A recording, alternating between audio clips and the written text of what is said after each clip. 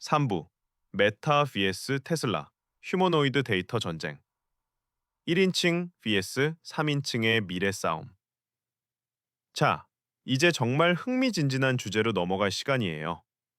지금 실리콘밸리에서, 아니, 전 세계 기술 업계에서 벌어지고 있는 가장 치열한 전쟁 중 하나를 다룰 거예요. 바로 휴머노이드 로봇을 둘러싼 데이터 전쟁입니다. 여러분, 미래에는 로봇이 우리 일상 곳곳에 있을 거라는 거 알고 계시죠? 집에서 청소하고 요리하고 공장에서 일하고 물류창고에서 물건을 나르고 심지어 간병이나 교육까지 담당할 수도 있어요. 이게 공상과학 소설이 아니라 머지않은 미래의 현실이에요. 근데 이런 휴머노이드 로봇을 만들기 위해서는 엄청난 양의 데이터가 필요해요. 특히 현실 세계에서 어떻게 움직이고 물건을 어떻게 다루고 사람들과 어떻게 상호작용하는지에 대한 데이터가 필수적이죠. 그리고 지금 메타와 테슬라가 완전히 다른 방식으로 이 데이터를 모으고 있어요.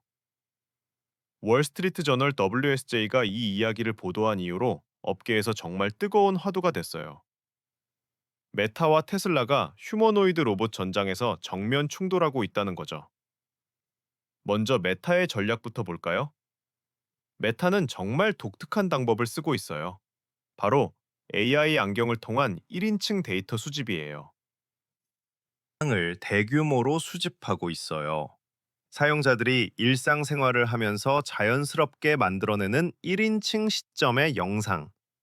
이게 바로 로봇에게 필요한 고해상도 조작 데이터가 되는 거예요. 모건 스탠리의 유명한 애널리스트 애덤 조나스가 정말 흥미로운 분석을 내놨어요. 그는 2년 내에 안경 사용자가 2천만 명에 달할 수 있다고 전망했어요.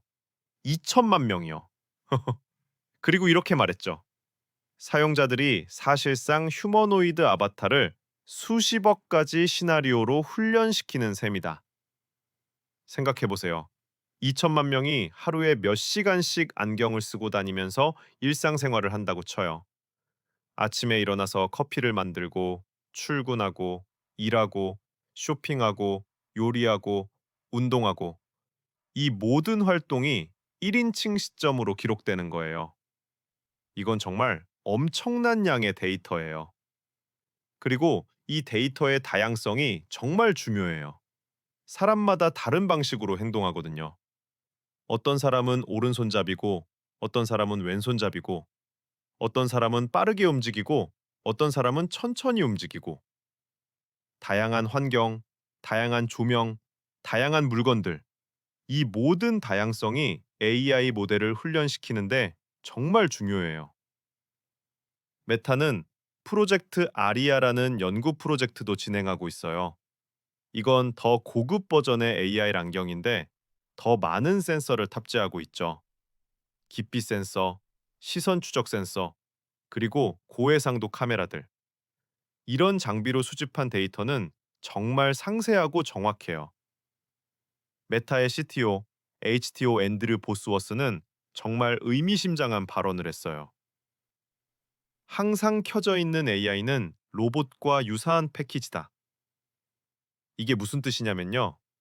AI 안경이 사실상 로봇의 눈과 귀 역할을 한다는 거예요. 로봇이 세상을 인식하는 방식과 사람이 안경을 통해 세상을 경험하는 방식이 비슷하다는 거죠. 그리고 메타는 인재 전쟁에서도 공격적이에요. GM의 자율주행 자회사 크루즈 출신의 리더를 영입했어요. 대가 매일 도로를 달리면서 영상을 기록하고 있어요. 이 차량들에는 8개에서 12개의 카메라가 달려 있고 이 카메라들이 주변 환경을 360도로 촬영하고 있죠.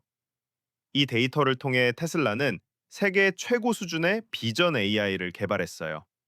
차선을 인식하고 다른 차량을 인식하고 보행자를 인식하고 신호등을 인식하고 심지어 도로의 작은 파편까지 인식할 수 있는 AI죠. 이 기술이 이제 휴머노이드 로봇으로 확장되고 있어요. 테슬라의 휴머노이드 로봇 옵티머스 들어보셨죠? 이 로봇의 개발 철학이 정말 흥미로워요. 전 테슬라 VP였던 밀란 코바크가 5월에 한 발언을 볼까요? 우리는 옵티머스가 인터넷에 있는 인간 동작 영상을 보고 따라 배우게 할 것이다. 이게 무슨 뜻이냐면요. 인터넷에는 이미 엄청난 양의 인간 행동 영상이 있어요. 유튜브만 봐도 수십억 개의 영상이 있죠. 사람들이 요리하는 영상, 운동하는 영상, 춤추는 영상, 일하는 영상. 테슬라는 이런 3인칭 시점의 영상들을 AI가 학습하게 만들려는 거예요. 이건 메타의 1인칭 접근과는 정반대예요. 메타는 사람이 직접 보는 시점을 수집하고 테슬라는 사람을 밖에서 관찰한 시점을 활용하는 거죠. 그리고 일론 머스크의 비전은 정말 어마어마해요. 그는 2040년까지 전 세계의 휴머노이드 로봇이 100억 대가 보급될 것이라고 전망했어요. 100억 대요. 현재 지구 인구가 80억 명 정도인 걸 생각하면 사람보다 로봇이 더 많아진다는 얘기예요. 이게 허황된 꿈일까요? 일론의 예측이 항상 맞는 건 아니지만 그의 비전이 종종 현실이 되어 왔다는 것도 사실이에요. 2010년대 초에 전기차가 주류가 될 거라고 했을 때 사람들은 비웃었지만 지금은 어떤가요? 재사용 가능한 로켓이 현실이 될 거라고 했을 때도 많은 사람들이 의심했지만 스페이스X는 그걸 해냈죠. 테슬라의 또 다른 강점은 제조 능력이에요. 테슬라는 이미 대규모로 복잡한 전기 기기 속도가 비용보다 중요하다고 말했어요. 막대한 선투자를 감수하더라도 빠르게 움직이겠다는 거죠. 실제로 메타는 AI 인프라에 수백억 달러를 투자하고 있어요. 데이터 센터 GPU, 연구 인력, 모든 면에서 엄청난 규모로 투자하고 있죠. 메타의 2024년 자본 지출은 약 370억 달러에서 400억 달러로 예상됐는데 이 중 상당 부분이 AI 관련 투자예요. 그럼 여기서 핵심 질문을 해볼게요. 1인칭 데이터와 3인칭 데이터, 어느 게 휴머노이드 로봇을 훈련시키는데 더 유리할까요? 1인칭 데이터의 장점은 명확해요. 로봇이 실제로 작업을 수행할 때의 시점과 동일하거든요. 로봇도 자기 눈으로 세상을 보면서 손을 움직여야 하니까 사람의 1인칭 시점 데이터가 더 직접적으로 유용할 수 있어요. 그리고 세밀한 손동작, 미묘한 힘 조절 같은 걸 학습하는데도 1인칭이 유리할 수 있죠. 하지만 3인칭 데이터도 장점이 있어요. 우선 이미 엄청난 양의 데이터가 존재해요. 인터넷에는 수십 년간 축적된 영상들이 있거든요. 그리고 3인칭 시점에서는 전체적인 자세와 움직임을 더 잘 볼 수 있어요. 1인칭에서는 자기 몸의 전체적인 모습을 볼 수 없지만 3인칭에서는 머리부터 발끝까지 다 보이죠. 그리고 사실 이 둘을 결합하는 게 최선일 수도 있어요. 테슬라도 자사 로봇에 카메라를 달아서 1인칭 데이터를 수집할 수 있고 메타도 외부 카메라로 안경 착용자를 촬영해서 3인칭 데이터를 얻을 수 있어요. 결국 승부의 핵심은 데이터의 양과 질, 그리고 그 데이터를 효과적으로 학습시킬 수 있는 AI 알고리즘이에요. 그리고 하드웨어 통합 능력, 제조 능력, 비용, 효율성도 중요하죠. 여기서 또 다른 경쟁자들도 언급해야 해요. 보스턴 다이내믹스는 이미 수십 년간 로봇 개발 경험을 쌓았어요. 아틀라스 같은 휴머노이드 로봇은 정말 인상적인 움직임을 보여주죠. 피걸 AI는 오픈 AI와 협력하면서 빠르게 발전하고 있어요. 중국의 유니트리 로보틱스나 기타 스타트업들도 빠르게 따라잡고 있고요. 참고 있고요. 관전 포인트를 정리해 볼까요? 초거대 3인칭 데이터를 가진 테슬라 대 초광범위 1인칭 데이터를 모으는 메타. 누가 현실 세계 조작 데이터를 더 풍부하고 정확하고 안전하게 모으고 모델링하느냐가 휴머노이드 상용화의 승패를 가를 거예요. 그리고 시간도 중요한 요소예요. 누가 먼저 실용적인 휴머노이드를 만들어내느냐.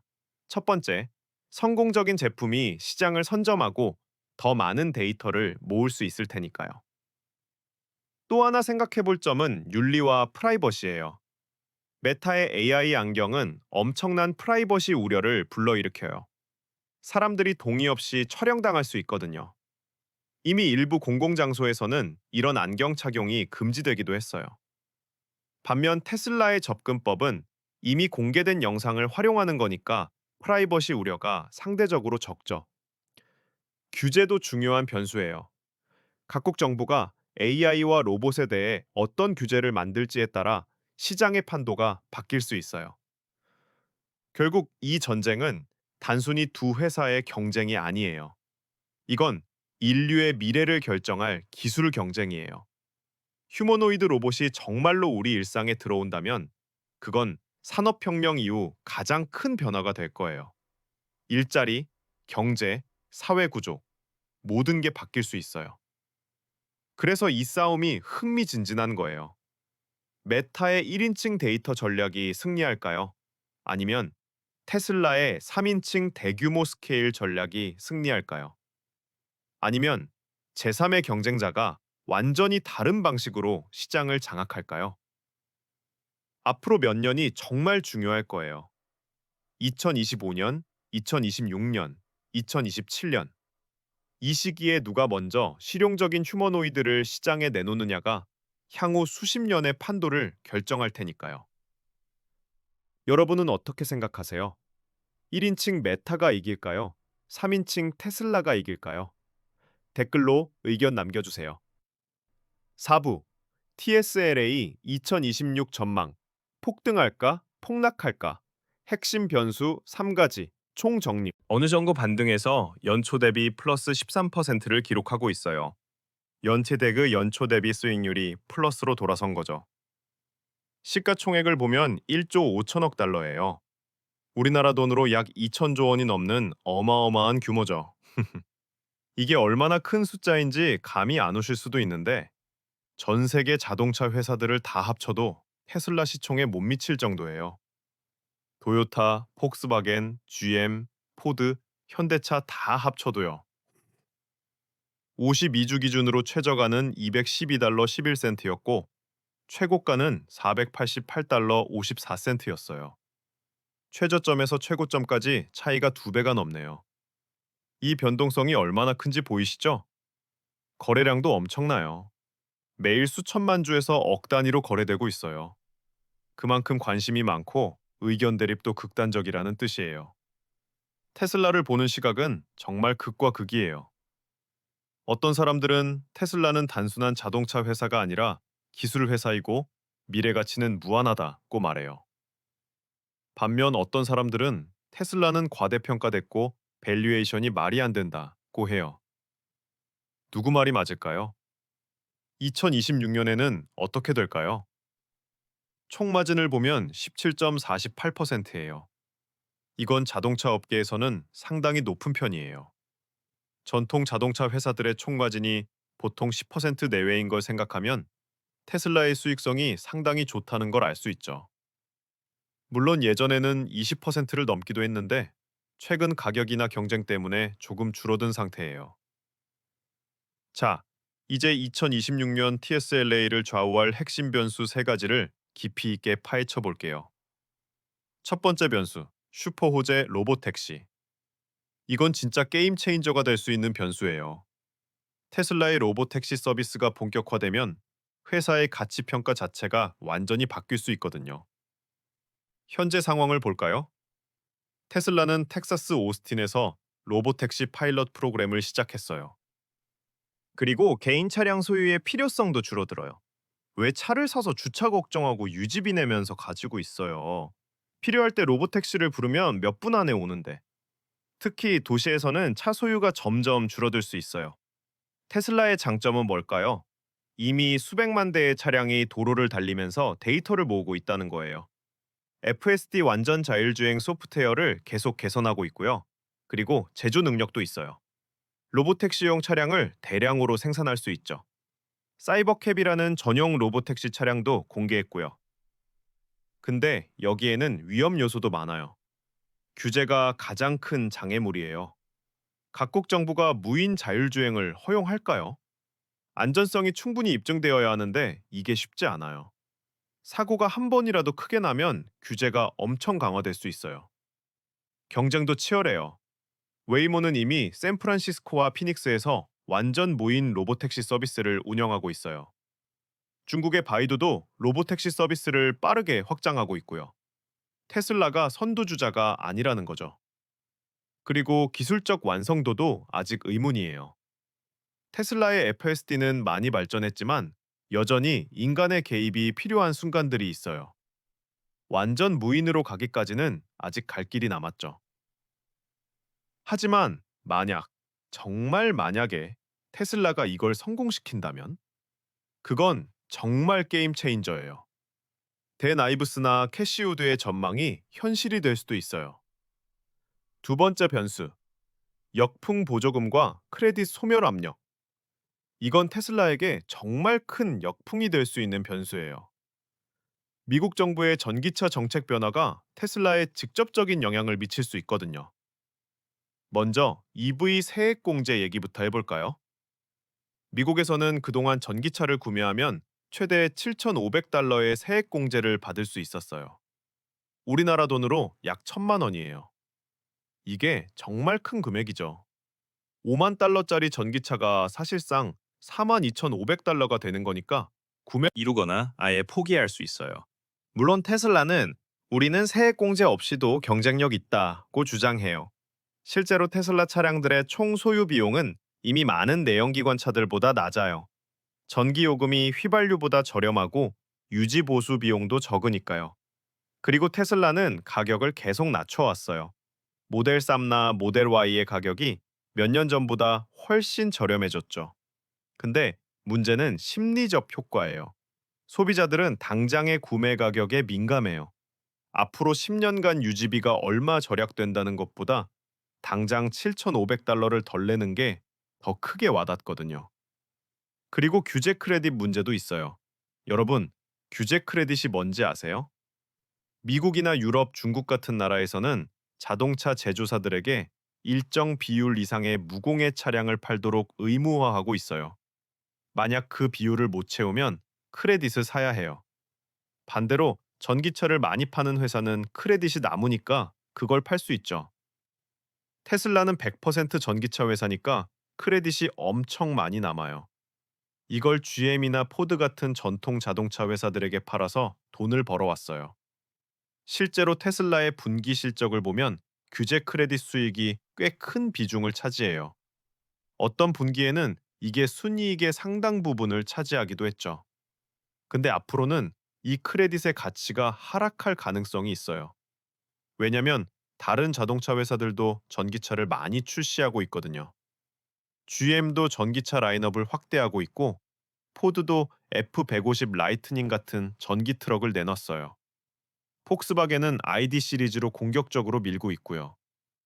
이 회사들이 전기차를 더 많이 팔면 크레딧을 살 필요가 줄어들어요. 수요가 줄면 가격이 떨어지죠.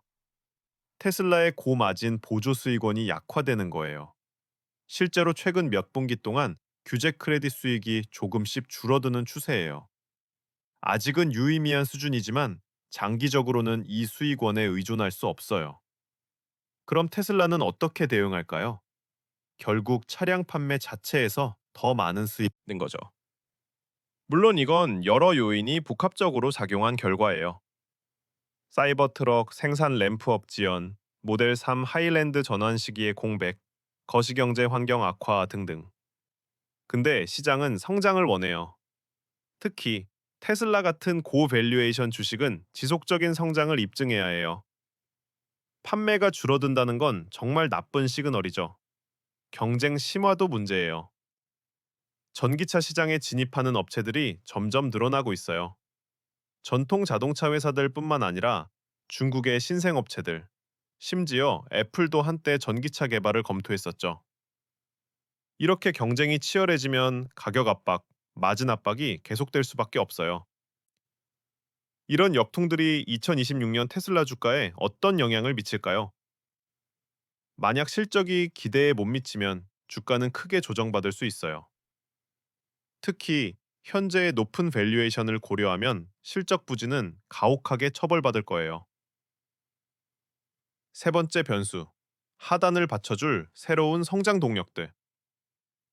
근데 너무 비관적으로만 볼 필요는 없어요. 테슬라에는 하방을 방어해줄, 아니 오히려 새로운 성장을 이끌 동력들이 있거든요. 첫 번째는 에너지 저장 사업이에요. 메가팩과 파워월 들어보셨죠? 메가팩은 대규모 에너지 저장 시스템이에요. 발전소나 전력망에 연결해서 전기를 저장했다가 필요할 때 쓰는 거죠. 재생에너지의 가장 큰 문제가 뭐냐면 해가 뜰 때만, 바람이 불 때만 전기를 만들 수 있다는 거예요. 근데 전기 수요는 그때가 아니라 저녁이나 한밤중에 더 높을 수 있거든요. 그래서 에너지 저장이 필수적이에요. 낮에 만든 전기를 저장했다가 밤에 쓰는 거죠. 테슬라의 메가팩은 이 시장에서 정말 빠르게 성장하고 있어요. 2023년에는 에너지 저장 부문 매출이 전년 대비 몇 배로 뛰었어요. 전 세계가 재생에너지로 전환하고 있잖아요. 그럼 에너지 저장 수요도 폭발적으로 양만 쓸 수 있게 했어요. 근데 최근에 전략을 바꿨어요. 다른 회사 전기차들에게도 슈퍼차저를 개방하기로 한 거예요. 왜 이런 결정을 했을까요? 여러 이유가 있어요. 우선 정부 보조금을 받기 위해서예요. 미국 정부의 충전 인프라 보조금을 받으려면 모든 전기차에게 개방해야 하거든요. 그리고 수익 다각화 측면도 있어요. 슈퍼차저는 이미 구축되어 있는데 이용률을 높이면 추가 수익을 낼 수 있죠. 실제로 포드 GM 같은 회사들이 테슬라의 충전 표준인 NACS를 채택하기로 했어요. 이제 이 회사들의 차량도 테슬라 슈퍼차저를 쓸 수 있게 되는 거죠. 물론 어댑터가 필요하거나 충전 요금을 더 내야 할 수 있지만요. 이게 테슬라에게 어떤 의미일까요? 새로운 수익원이 생기는 거예요. 타사 차량이 슈퍼차저를 쓸 때마다 테슬라는 충전 수수료를 받아요. 슈퍼차저 네트워크가 자체적으로 수익을 내는 사업이 되는 거죠. 그리고 이건 테슬라의 경쟁 우위를 더 강화할 수도 있어요. 슈퍼차저 네트워크가 업계 표준이 되면 테슬라의 생태계가 더 강력해지거든요. 아이폰의 앱스토어처럼요. 물론 테슬라 오너들 중에는 이 결정에 불만인 사람들도 있어요. 우리만 쓸 수 있어서 좋았는데 왜 다른 차들에게도 개방하냐는 거죠. 슈퍼차저가 혼잡해질 수 있다는 우려도 있고요. 근데 테슬라는 계속 슈퍼차저를 확충하고 있어요. 더 많은 충전소, 더 많은 충전기를 설치해서 혼잡 문제를 완화하려고 하죠. 그리고 테슬라에는 또 다른 잠재적 성장 동력들이 있어요. 사이버 트럭이 본격적으로 생산되면서 새로운 시장을 개척할 수 있어요. 미국에서 픽업 트럭 시장은 정말 크거든요. F150이 미국에서 가장 많이 팔리는 차량이에요. 사이버 트럭이 이 시장의 일부라도 가져오면 큰 성장 동력이 되죠. 그리고 저가 모델도 개발 중이에요. 25,000달러 정도의 저렴한 전기차를 만들겠요. 결론적으로 테슬라의 2026년 전망은 밸류에이션은 로보택시 기대가 지배하고 있어요. 만약 로보택시가 예상보다 빠르게 성공적으로 확장된다면 댄 아이브스나 캐시 우드의 낙관적 전망이 현실이 될 수 있어요. 주가는 폭등할 수 있죠. 하지만 실적은 보조금 공백과 마진 압박을 체크해야 해요. 만약 판매가 계속 부진하고 마진이 계속 줄어들고 경쟁이 더 심화된다면 주가는 큰 조정을 받을 수 있어요. 다행히 에너지 저장과 슈퍼차저 개방 같은 새로운 성장 동력들이 하방을 받쳐줄 수 있어요. 이런 사업들이 본격화되면 차량 판매 부진을 어느 정도 상쇄할 수 있죠. 2026년 TS레이는 규제 확장 속도 현금 흐름의 교차로에